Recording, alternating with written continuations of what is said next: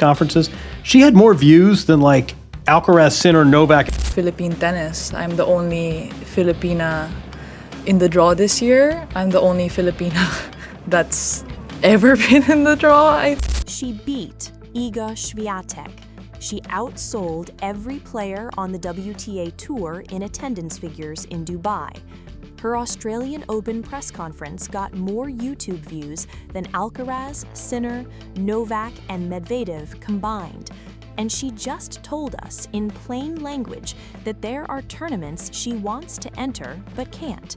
Not because she's injured, not because she's ranked too low, because of the passport in her pocket. This is the story every tennis channel is ignoring, and it's bigger than a visa delay. This is about what the Philippines is about to lose, and there is a precedent. It already happened once, and nobody in tennis is connecting those dots. Here is what mainstream tennis coverage tells you about Alex Eala. She is ranked number 38 in the world. She is a historic trailblazer for the Philippines, and she is a feel-good story the WTA is lucky to have. Here is what they don't tell you. She is competing with a structural handicap that every European, American, and Japanese player on tour never has to think about for a single second, and it's already costing her. Let's start with the number that explains everything. The Philippine passport gives Eala visa-free or visa-on-arrival access to 65 countries out of 195 in the world. Now compare that.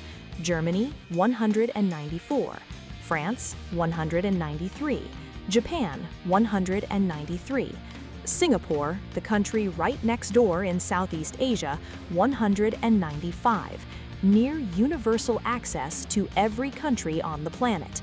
Eala's passport, 65.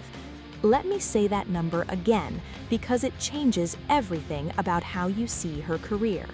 Every single Grand Slam host country, Australia, France, the United Kingdom, the United States, requires Eala to apply for a visa in advance.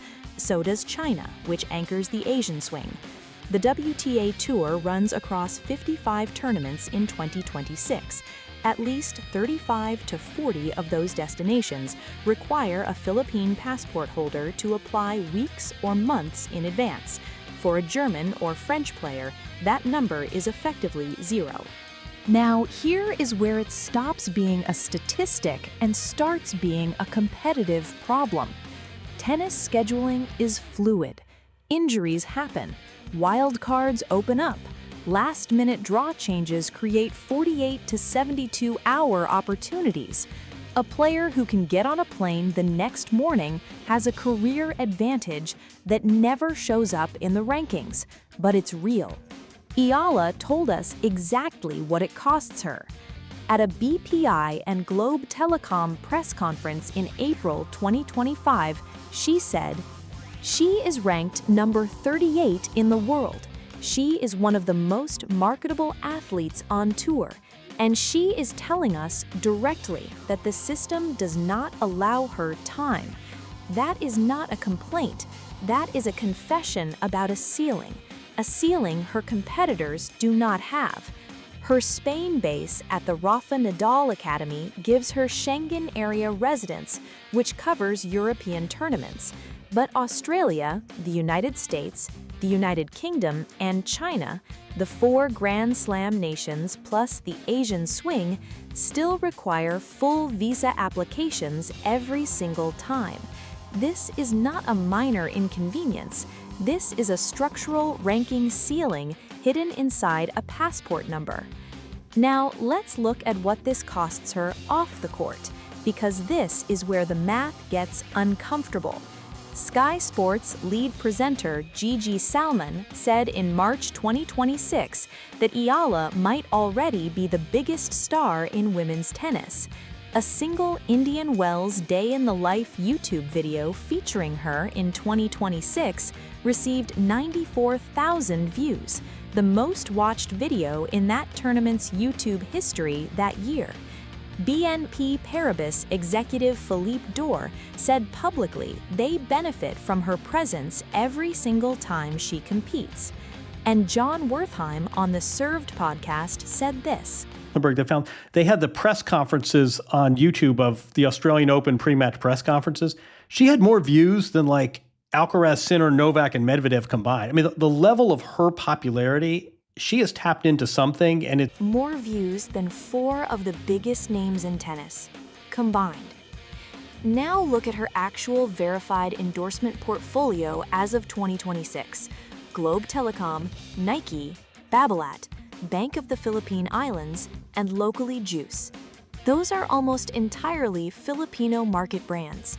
European players at the same ranking, number 30 to 40, typically carry 6 to 8 brand deals from Lacoste, Porsche, Rolex, and other global luxury companies. Why? Because they are embedded in the commercial ecosystem of the Schengen area. They can fly to a brand activation in Paris on Wednesday and be in Madrid for a match on Friday. A passport that limits you to 65 countries limits that agility. Global sponsors do not build campaigns around players who need 4 to 8 weeks of visa processing to confirm their attendance. And this is the part every major tennis channel completely ignored. The fake stories prove the point. Multiple viral articles have fabricated a $45 million Wilson deal, a $1.6 billion UAE contract, and an Emirates Airlines sponsorship, none of which exist. The fact that the public invents these numbers tells you exactly how dramatically undervalued she is relative to her cultural footprint. The commercial gap between what Alex Eala generates for this sport and what this sport gives back to Alex Eala is real. And the passport is part of why it exists. Drop in the comments, should the WTA Tour create a travel assistance program for players from low mobility passport countries? Yes or no? Now, here is the part of this story that nobody in tennis is talking about, because this has already happened to the Philippines in a different sport 4 years ago. Her name is Yuka Saso. Born in the Philippines to a Filipino mother and Japanese father, in 2021, she became the first Filipino athlete to win a Grand Slam title, the U.S. Women's Open, while representing the Philippines. She was the biggest sports star the country had ever produced in her sport. By 2022, she formally renounced her Philippine citizenship. She didn't leave because she stopped loving the Philippines. She left because of the passport. At a press conference in Manila in February 2022, Saso said, "The main reason for choosing Japan is the passport. The ease of travel, the time management is very important for us athletes." The National Golf Association of the Philippines Secretary General confirmed it. Another reason is the power of their Japanese passport, because she can travel the world for her tournaments without the need for visas. We don't fault her for her business decision.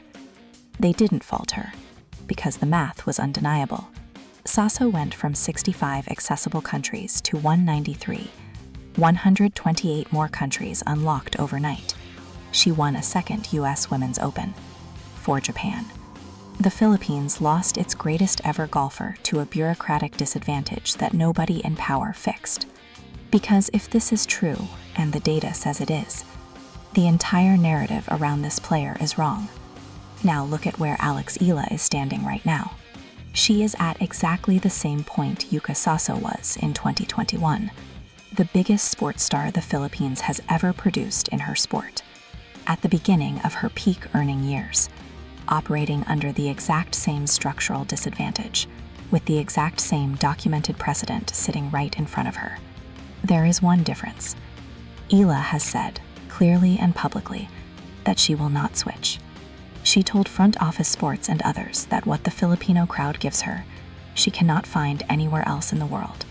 On the Served podcast, she described what that community means. I don't really know what to say. The Filipinos are really amazing, I have to say.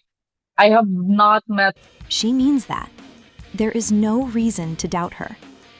But Yuka Saso also meant it, right up until the math made the decision for her. Here is what this video is actually about. It is not about whether Eala will switch passports. She has said she won't, and we take her at her word. This video is about what it costs her every single year to stay. The ranking points she cannot defend because she missed a last-minute wildcard entry. The preparation week lost to an embassy queue. The brand activation she could not attend in person. The global sponsorship call she had to take over video instead of in the room. Every one of those is a small tax on her career. And they compound. Former Philippines Davis Cup representative Raymond Suarez said this in 2025. The problem the athletes have today is the same that we had before. You have to rely on your own private family sponsorship. Eala only got to where she is because her mother was CFO of Globe Telecom, and her uncle was chairman of the Philippine Sports Commission. She had the family wealth to absorb the cost that the system did not cover. That is not a system. That is a lottery. The Philippines found its Manny Pacquiao in tennis. But they may be the only ones who don't know yet what it's going to cost to keep her. Here is the prediction. Within the next 2 Grand Slam cycles, by the end of 2027, if Eala is not seeded consistently at all 4 slams, the structural disadvantage of this passport will be a documented and measurable factor in why. The missed wildcards, the rushed preparation, the endorsement ceiling. It will be traceable back to 65 countries out of 195. And when that conversation finally happens in mainstream tennis media, remember this video started it. You now know what no tennis channel has told you, that Eala's passport isn't just a human interest story. It is a structural ranking and commercial ceiling that the WTA Tour has never addressed, and that the Philippines has already paid for once in a different sport. The next video on this channel goes deeper into the business side of why the WTA Tour's scheduling system systematically disadvantages players from low-mobility passport countries, and which other players on tour are dealing with the exact same problem right now. If you are not subscribed, you are going to miss that one.